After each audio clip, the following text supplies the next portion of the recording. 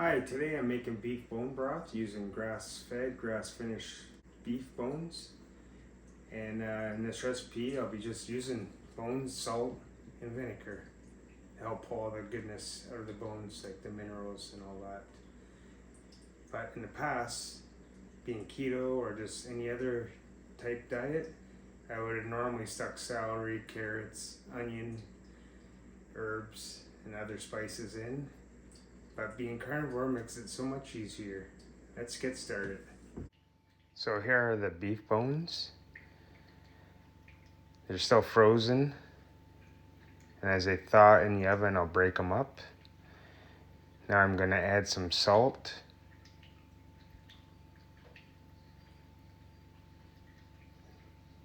And throw in the oven to roast.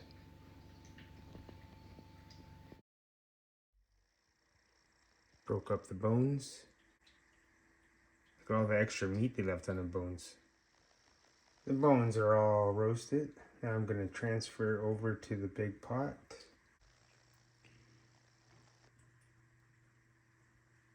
I'm going to add some cold water.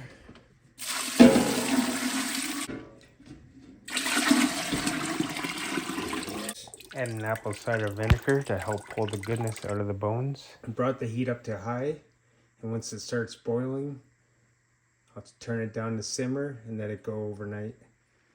So the broth is done. It's the next day. I'm going to turn it off the stove, let it cool down, and strain the bones and pick the meat off. So the bone broth is all done. This is my setup. I always go overboard with everything I do, but I'm going to strain the broth through this strainer to get the bones out in bigger chunks, and then I'll pull the meat off, and then I'll restrain it through the cheesecloth to get all the finer particles out. I usually do this mainly because I always can my broth. I'm not sure if I'm going to can this or freeze dry it, because I can freeze dry it and turn it into broth powder, beef bone broth powder. It's a lot of extra dishes, but it's worth it. So I strain the bones and smaller particles through there, and then I really strain it through this cheesecloth.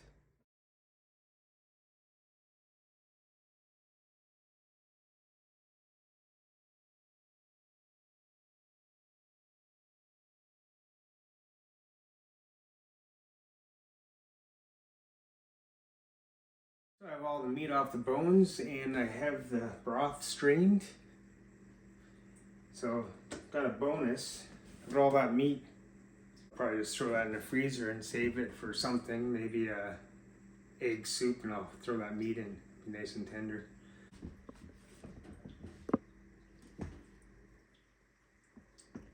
So I'm going to add some salt to this.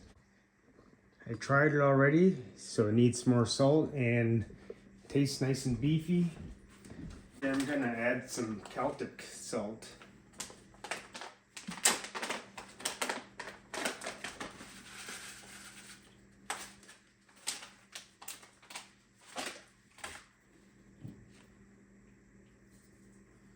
Probably take a few minutes to dissolve because it's pretty coarse.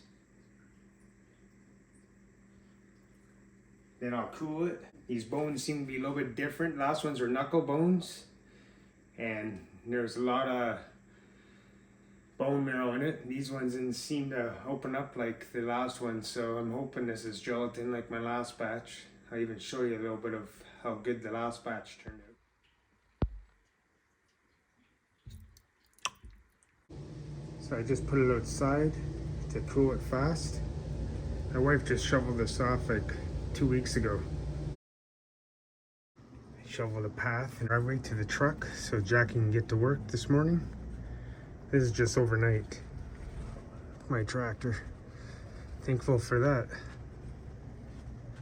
I decided to pressure can this broth. I was originally thinking of freeze drying it, but I have another idea that I want to try. And if I were to freeze dry this, it's gonna take till Sunday, which is 2 days away. So this way, if I pressure can it, once I get everything started, it'll be done pressure canning within 20 minutes. So this whole process would be about an hour, a little bit longer, not much, and it'll be done. Just getting everything prepared, but when the pressure canner's up to pressure, it'll be 20 minutes. But never go by what I tell you for the times. Always check your owner's manual for your pressure canner, whichever one you have. Just because you want to do it right, you don't want anything going to waste, or you don't want to get sick. But I have everything set up at the canner. I have water in it already. I just got to add some vinegar, heat up the broth. Jars are washed, ready to go. This broth really turned out good. Look at that. So this is nice and healthy. Another reason why I decided to pressure can is this is a perfect size. Take it to work, throw it in the microwave, taking the lid off first, of course, or you'll see little fireworks in the microwave, and then I can drink this at work. It's already a glass and everything. I threw a little vinegar in a bowl so I can wipe the rims off the jars after I fill them. And I added a little bit of vinegar into the pot. Keeps that calcium white staining on the glass jars when you pressure can. If you don't do it, then they get stained. So, and when I cooled off the broth, I scraped the fat off. Reason is you don't want too much fat in your pressure can items, just because it could risk of not sealing properly. So that's why I scraped the fat off. It wasn't too much anyways. But have everything turned on, and once everything heats up. So now that it's hot, I'm going to start filling up the jars. It's boiling pretty good. Jars are warm because I just washed them. So is that handle. Forgot to say, when you're filling up these jars, I like to fill it up to about here. That's about 3/4 inch from the top. So I'm going to start filling up the jars.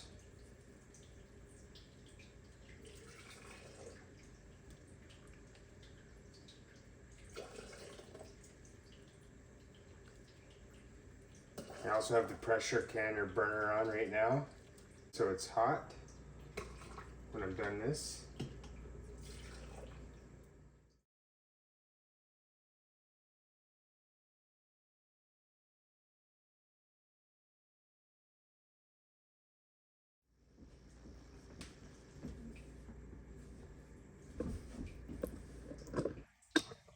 So, worked out good. I have enough for one row in the bottom of the pressure canner. I have 9 jars here. That's what's left. So I'm gonna wipe the rims off. It's easier to wipe and move them out of the way right away. And I can spin them in my hand. Just finger tight.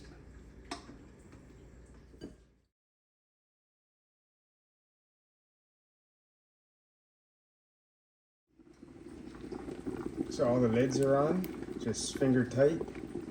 Now I'll get the lid on. So when the air starts coming out here, and it's coming out really good, I gotta set a timer for 10 minutes. So once I wait the 10 minutes and get the weight on, I have to wait for it to get up to pressure, and this will a steady jiggle. I'll set the timer for 20 minutes. You probably can't see this, but the steam is coming out pretty good now. Set the timer for 10 minutes. Then when the timer goes off, I'll put the weight on. So the timer just went, so I'm gonna put the weight on.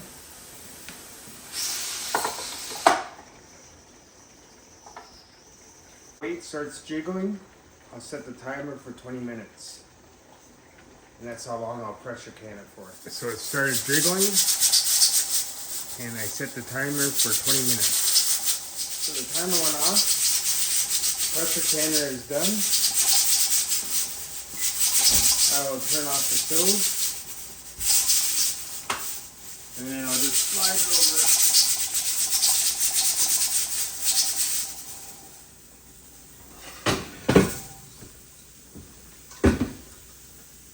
But I will not be taking this off right away because I'll make them siphon and broth will come right out of the jars.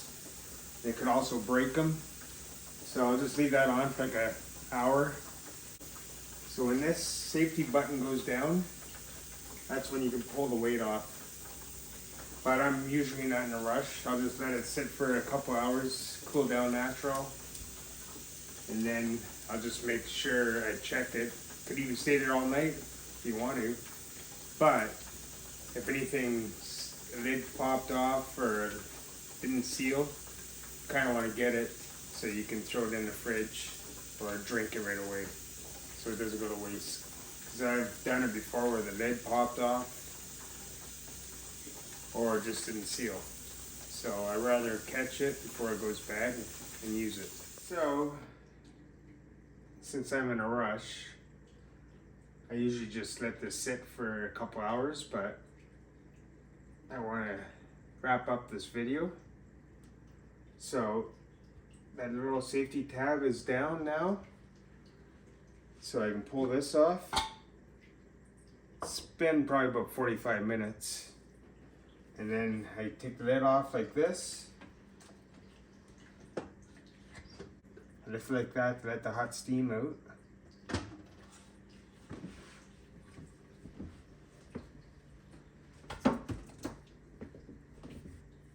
And so far they look like they all sealed.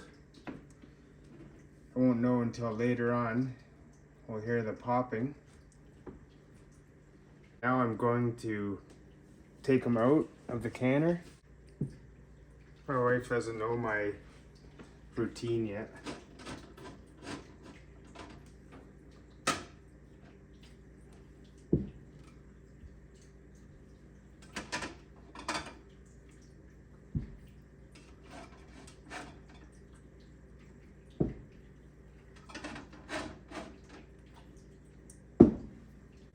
There's the broth. Broth looks good. My wife's home from work, so she's my camera girl now. As the broth cools, the lid should seal, but once they're sealed and I put them away in the pantry, I'll be storing them like this. This way, if they were to pop or something went wrong, I won't drink it because I know it's bad.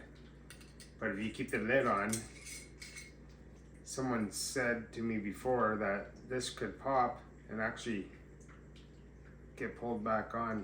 Depends on how hot your basement is, I guess. My basement's like a natural cold room. It's always like 60. But yeah, so I'll just let this sit till tonight. I should know if they're all sealed. If you can, subscribe, like, comment on my videos. And share if you can.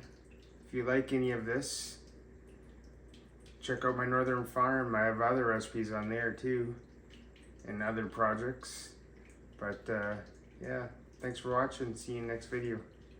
And, here's my supper. I'm doing the sardine challenge. Here's my wife's supper. You can tell she's not carnivore.